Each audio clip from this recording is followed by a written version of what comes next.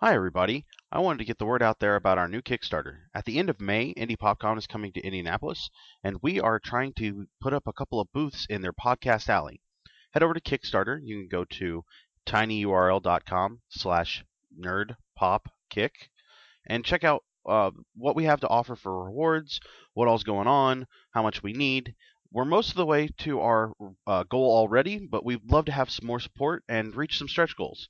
So thank you for your support and your time, and we will talk to you real soon. You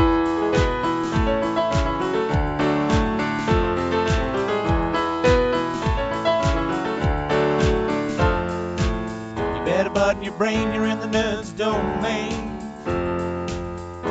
Come on in, it's about to begin.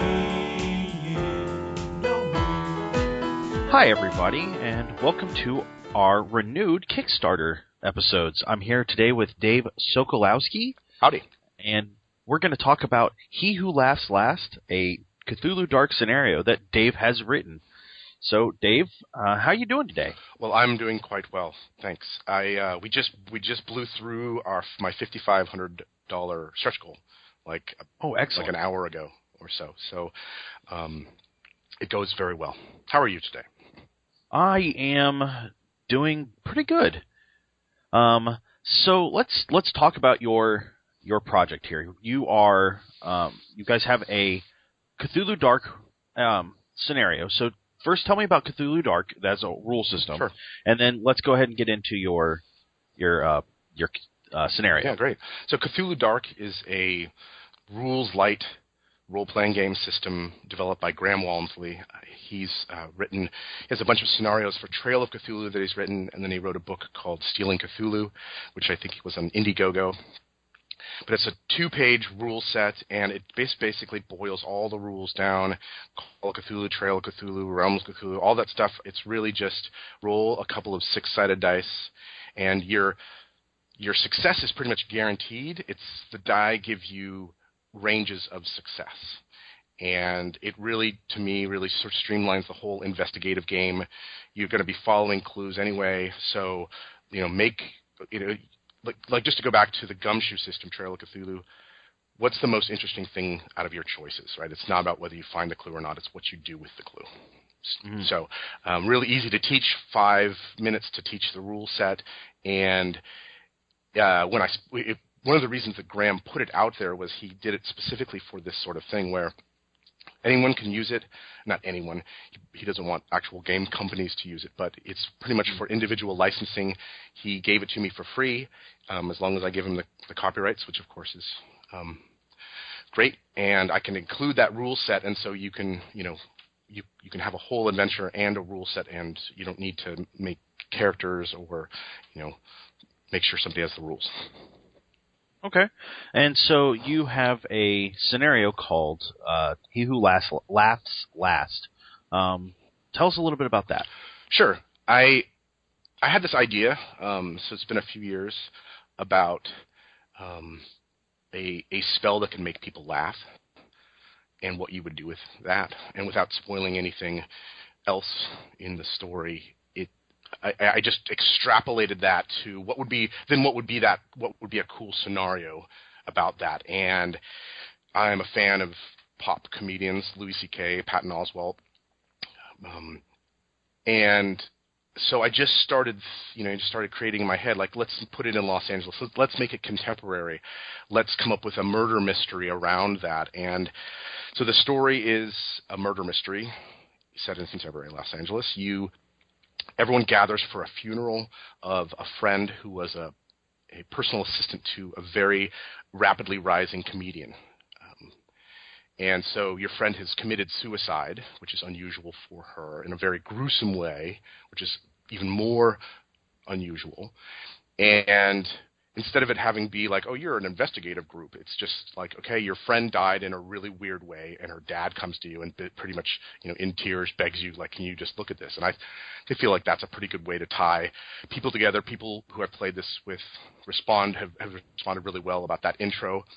There's a couple of big clues up front, and then you're off and running into a murder mystery that takes you around, contemporary Southern California, and just very different places, the different scenes within L.A.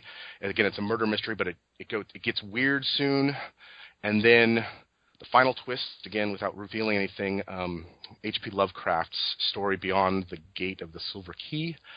A buddy of mine had pointed me to that when I was having sort of third act difficulties, and read that story. And, going back to H.P. Lovecraft directly for inspiration, I think is always a good move by any scenario designer. Graham's book, Stealing Cthulhu, basically talks about that. So there were some elements to that story that just shoehorned really, really well into, just laid right over the scenario really well, and created a twist, an inter-party twist. Again, trying to not reveal any spoilers, because hopefully a lot of people will have the chance to play it. More people will have a chance to play it. So it just gets weird, and I've played it anywhere from 6 to 8 hours, and I've run it mostly at conventions. Had a lot of really good responses. I've probably run it 7 or 8 times now, 9 times, and I got to a place about 6 months ago, and I was like, this is good enough. I think I should put it out on Kickstarter and see what happens. And so just spend some time. We can talk about it in detail. Some of the stuff I did spent 6 months sort of preparing for the Kickstarter, and then went live a week and a half ago, 2 weeks ago, 2 weeks ago last night, and it's been successful so far. So you're 2 weeks in, and your original goal was $3,000, and you said you've just passed the $5,500 mark. Yeah. So how do you feel about succeeding so far? Well, I mean, it's awesome. And but I set myself up for success.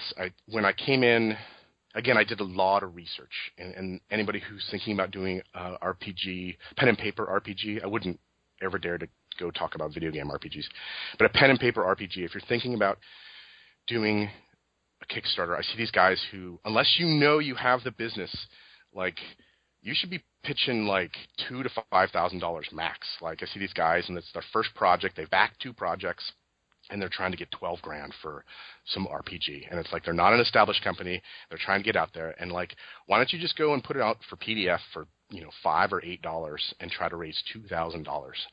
And so that's what I wanted to do. I just want to set myself up for success. I said, for $3,000, I printed out some prototypes, and I kind of arranged some people. I've got some people helping me, lined up an editor. I've got Mike Dubish doing some art. And I just eyeballed, went through the budget and said, okay, yeah, if I just get $3,000, like, I can do a short run. I can put it in PDF, and everyone will get a product that they're happy with. So everything past that has been, it's been, it's gravy. But now there's, Kickstarter community. There's expectations. And there's interest in doing more. And I think that that's a fair point at this point in role-playing games. Kickstarter is to say, okay, I could sit here and not do anything. But the most important thing for this Kickstarter for me is to build a relationship with people who are interested in what I'm doing. I'm not actually interested in the money as much. The money goes to making a good product, right? Mm-hmm. So, yeah, I'm totally stoked. We just blew through our stretch goal this morning. Now I have to go and figure out yet another stretch goal. So, and I still have 18 days. 18 days. So you've succeeded, but the stress isn't gone yet. Is that what you're saying? Well, what they say, the people in the know say, yeah. I spent 6 months working really hard to get ready for this Kickstarter, and the last week was totally grueling. And it was just like, okay, do we have all this stuff lined up? I wanted to get out the gate, but everyone says, like, yeah, getting ready for a Kickstarter is hard, but like during the Kickstarter, it's brutal. And I was like, oh no, and it's totally true. It's totally like, you can't, if you're gonna do it right, you can't sit back and just let the money roll in. For one, it's not gonna happen. So you have to work at it at least every other day. Some of these guys are working, 5 to 10 hours a day on these Kickstarters. I have a real job. I have a family. So, I'm trying to get in anywhere from 1 to 3 hours a day. And so you have to be out there. You have to be ringing the bell, and you have to be always looking for new ways to talk to people. So it's so much hard work. I can understand why you would go and do this full time. I know it's hard to do. Jamie Stegmaier over at Stonemaier Games. He's the Kickstarter blog guy to read. He just went full time on his job a couple months ago. But it takes a lot of momentum. You have to have a product and following to do that. Mm-hmm. So we'll talk about your the system as a whole is very light. The Cthulhu Dark system is meant to be run and be very flexible. But one of the things it shies away from in the rule set is combat. Right. But I've noticed in the scenario you sent that there is some there's some combat heavily suggested there. Yeah. How do you marry those two things? So, I don't even play like. I use Cthulhu Dark because people have to have some rules, and there has to be a die. Otherwise, it's just collaborative storytelling, right? Well, let's just sit around and tell a story together, right? Okay, you could do that, but we want to have a game to it. There has to be some luck involved. There has to be some risk involved, and that's what the dice do. So, and that's what a rule set does. So, like, there's a rule in Cthulhu Dark that says if it's more interesting for someone thinks you should fail, they can roll dice and basically piggyback on your success to make you fail. Oh, I climbed through the window. Oh, it would be great if you fell. Or didn't make it through the window. I'm going to roll. I've heard people talk about using that rule against each other and the players. It never ever comes up. I've run probably 15 games of Cthulhu Dark. I've never had a player, and maybe it's just the people I play with want to, be like, no, I think it's more interesting that you fail. I'm not saying that's right, that rule doesn't get used, but it just never comes up. So, the combat rule in Cthulhu Dark that says, it says, if you meet a monster, you die. So part of the thing is and I don't want to spoil this too much, but I don't really write monsters into my scenarios, so I haven't come up against that problem. I should test what I would do with that. But to your question about the combat, there is a scene of combat at the end. I think it's most interesting if the players succeed. It's just about how they succeed. Like, I will just let the players roll. I find that at the end of the game, because the cool thing is it's got the insanity arc, right? It goes, whenever you have your insanity challenged, you're rolling a die, and if you roll above your insanity, which starts at 1, you lose a point. So you go up really fast, but then once you're at the 5s and 6s, it's harder to lose it. Does that make sense? Yeah, absolutely. So that's a cool mechanic, right? Because everyone becomes unnerved really, really fast, but you don't have anyone sort of tipping off into the deep end. But you can always gamble your sanity when you're trying to make die rolls. And I found, I ran the game just last weekend. Not this 2 days ago, but the President's Day at DunderCon. And I watched people, and at the beginning of the game, it's like, I don't really want to risk my sanity. But they were risking their sanity. Everyone risks their sanity at the end of the game.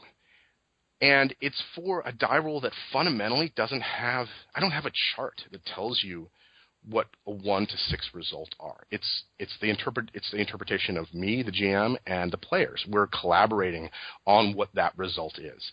And whatever that risk, needing to take risks, little behavior that people have, they want to get those 5s and 6s. They want it to be really, really cool.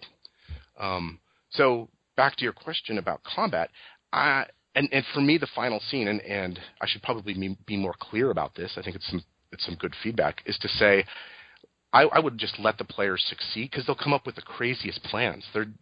This combat that you're talking about. So you've read it. I've obviously played it, but without spoiling too much, there's a conflict. There's a physical conflict that needs to take place. I am continually astounded. I think it's one of my favorite points in the game where I'm like, you have to come up with a plan. Man, these players come up with the craziest plans to take this on. They're all different, except for early on, two different groups, totally different groups, came up with almost the same exact plan, which was unusual, I thought, because everybody else is just does crazy stuff. So you come up with a crazy plan, I'll let you I'll let you do it, but the dice will help determine, like, how much do you get hurt, or what sort of backlash there is. So, does that answer your question? That absolutely answers the question. Yeah. So, you would with this system, you would say that it's a collaborative storytelling effort with some random chance on how well you do at any certain point. Yeah, I think that's.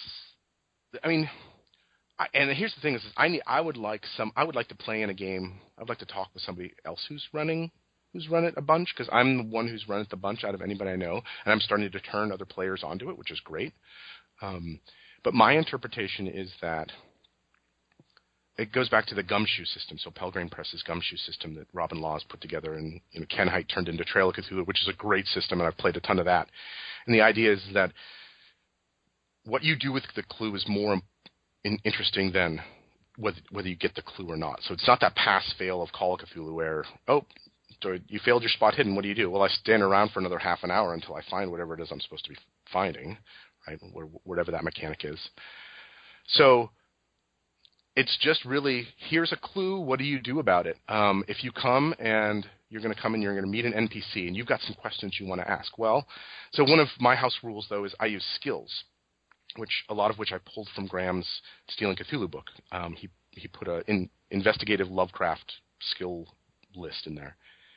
So I like skills because it gives you a little bit of boundary. The official rule set says that you have an extra die that if it's in your occupational interest. I've got it right here. I don't remember what it says exactly. But I like the skills because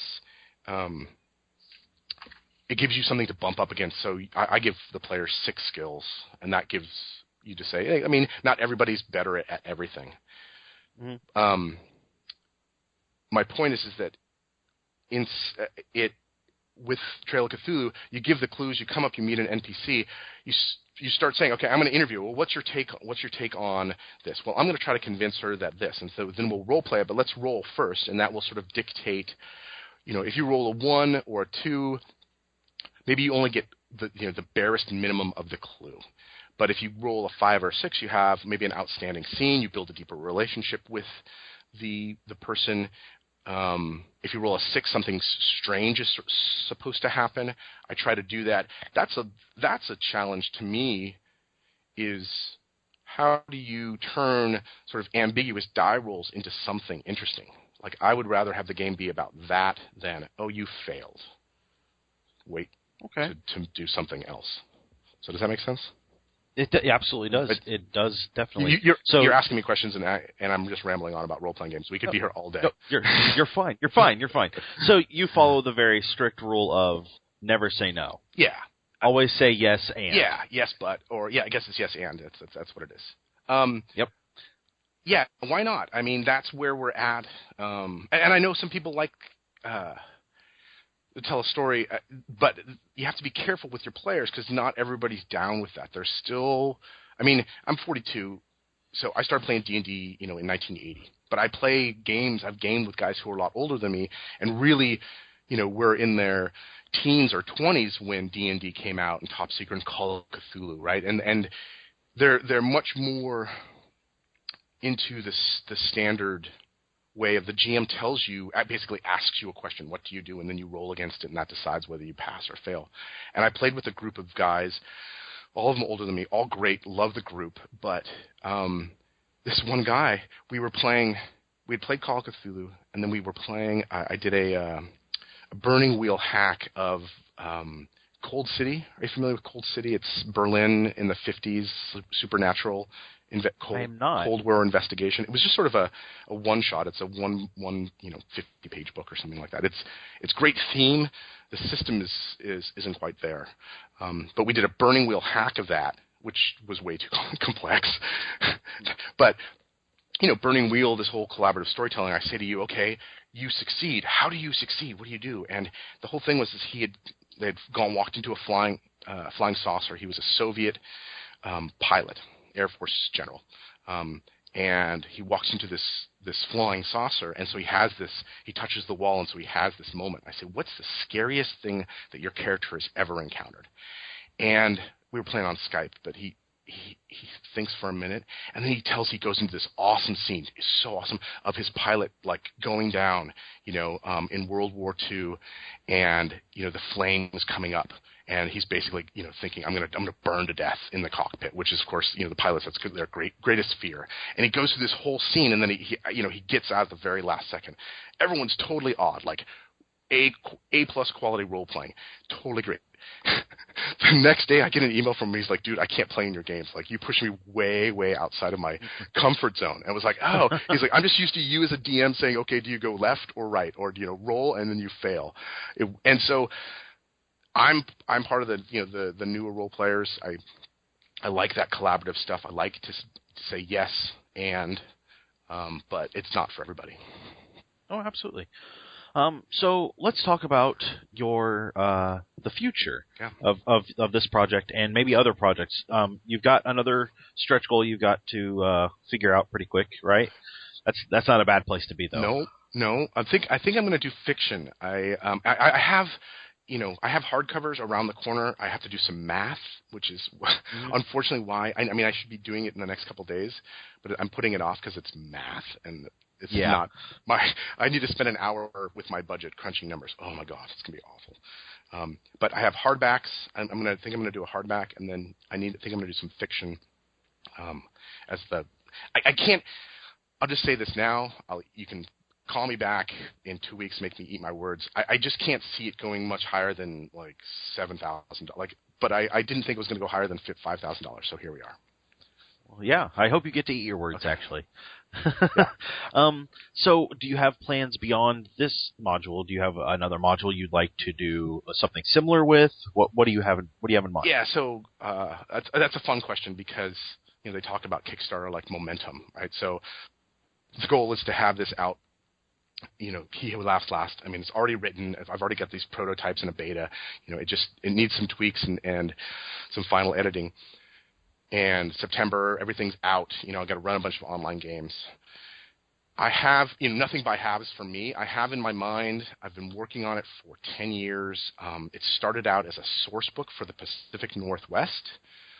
Mm-hmm. So Washington, Oregon. I've lived 7 or 8 years up in Oregon, and lived up in Humboldt County in California. So I know the Pacific Northwest really well.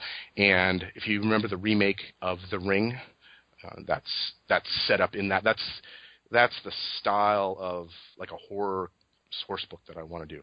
But now I have grand plans. I have this. So I'm just going to talk about it broadly because I've talked about it enough that it's out there. But I want to write a game, a campaign that goes across time. So I'm not saying you start it, but it has elements in the 30s. And then, so you have the 30s, which is the Depression era. Then you have the 50s, which is the Cold War. Then you could have the 70s, which is the hippies and the communes. And then you could have contemporary, which is, if you think about Seattle, is very, with Microsoft and all Amazon, those, very contemporary high tech industries, and maybe even the future. Now, I don't know. Part of the reason that He Who Laughs Last succeeded is because I've written it. It's done. I play tested it.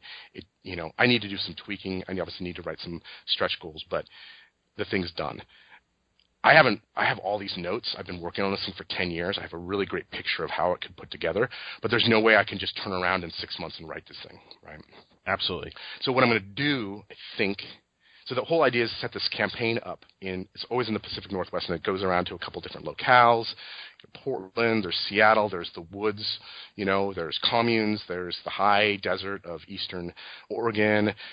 There's a bunch of really creepy places that you could set a campaign. And so I'm going to chop it up by time period, and I think I'm going to do a series of smaller Kickstarters over 2.5 years that will end up in, hey, now that we've put out 3 Kickstarters, let's have the final Kickstarter to put it all together into a deluxe package. I think that's what the plan is. Okay. All right. Well, that sounds like a heck of a plan. It sounds like something that could be a lot of fun. Where can we see you? Are you going to be making it out to any other conventions? I know you mentioned at least one, and you've been playtesting this. Anywhere else you're going to head this year? Yeah. So So I live in the San Francisco Bay Area, so the conventions here and the role-playing scene here is pretty awesome. I don't know how it really compares to the rest of the country or the rest of the world, but I just know that we have a lot going on. We've got DunderCon that just happened. Then there's KublaCon, which is a really big board gaming one. That's in Memorial Day weekend. We've got Celesticon and Pacificon, which is our Labor Day. And then there's sort of the new kid on the block, the new cool kid, which is Big Bad Con. And that was in early October. And I went to that last year. So that's a role-playing, like super role-playing focused. Everyone brings their A game. Sean Nittner runs that, and he's starting to just get there's a lot of really great games that come out. And so, of course, the goal is to go and usually try to run a game, but also play in a game to make sure that you're out there and seeing what everybody else is doing. So I try to make an appearance at most of those. There's also Endgame and NCon, which is up in Endgames in Oakland, but I haven't had a chance to get up there. So all of the Bay Area cons, and then I'm going to be running this game. I've had at least 2 people pay for the online version, and I think that this is really, just like you and I having a conversation. Right. I mean, there's more places now to actually get online and talk with people. People Absolutely. have cool podcasts. There's just online forums. So I'm sort of dipping my toe into that. So I don't know. So no Gen Con?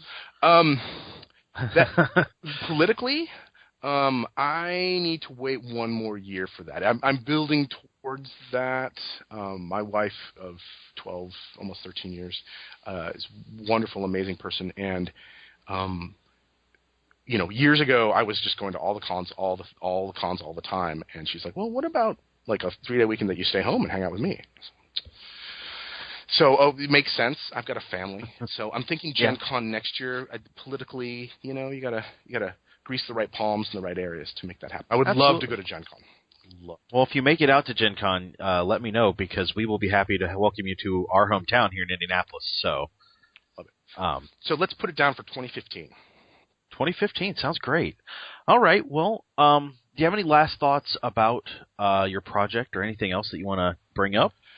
Well, I think that I had someone ask me, like, I was already successful, so why are you successful? Like, I felt it was not a lot of work to go. I mean, it's work, but it wasn't very difficult to go and find out what makes a successful Kickstarter. And I would just say that, like I got hooked up with Oscar Rios from Golden Goblin Press, and he's got his Kickstarter project going on now, and he's super successful. Go find people who are successful and go hang around with them, because they have great ideas, and you can. And I think it becomes obvious. You need to be part of a community, and you need to be out there. You can't do it you can't just do it in a bubble. You have to be out there talking with people, which is one of the reasons why I'm talking with you today. So, absolutely. Well, it looks like you can get a PDF version of this for only $6, and you make a good point in the Kickstarter. Why not wait for it to go to our Drive-Thru RPG?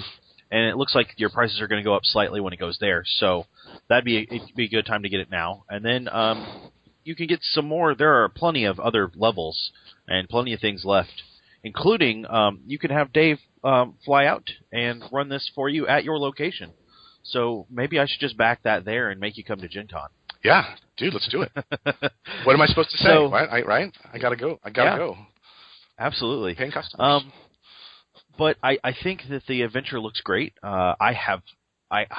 Dave was kind enough to send me an advance copy, but I went ahead and backed it anyway, because I think this is something worth backing and seeing succeed. And I really encourage our listeners to go check this out and see what they think about it. And if it's something that you don't mind paying $6 for an adventure, which I think is a phenomenal price, that's what you probably ought to do. And I would be happy to get a soft cover print of it as well. And I'm looking forward to seeing more from Dave, because this kind of stuff is right up my alley. That storytelling and the building. So, Dave, we can find you on Facebook. Look up Dave Sokolowski. Wow. And Weird 8. That's all kind of one thing. You can find him on Twitter at Sokolowski Dave, and you can check out weird8.com. That's your website there. And you can go to tinyurl.com/hewholaughs, and that'll take you right to the Kickstarter. You don't have to go search for that or anything. And from everybody here at Nerds Domain, we'd like to say thank you and good night. Thanks.